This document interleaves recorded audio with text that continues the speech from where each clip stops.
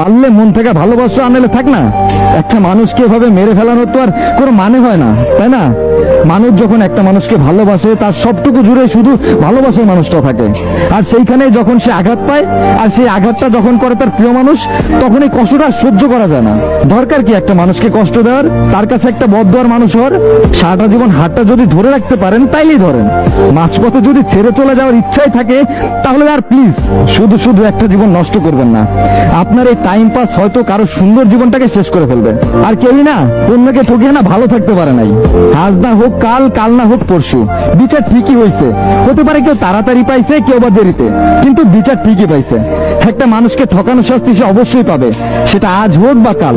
একটা মানুষকে ঠকানোর আগে প্লিজ একটাবার নিজের দিকে তাকাবেন। এই সেম জিনিসটাই যদি আপনার সাথে হয়, সহ্য করতে পারবেন তো? আর যদি পারেন সহ্য করতে, তাহলে নিঃসংকোচে অন্যকে ধোকা দেন।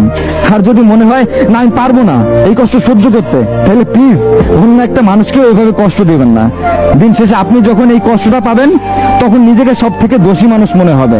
কারণ আপনি তখন বুঝতে পারবেন যে আপনার করা কাজের ফলই আপনি পাচ্ছেন। তাই সে বাদ দেন না। যদি পারেন মন থেকে ভালোবাসেন, আর যদি সেটা না পারেন, একটা মানুষকে মিথ্যা আশাও দেখানোর দরকার নাই, দূরেই থাকুন, তাও বলো।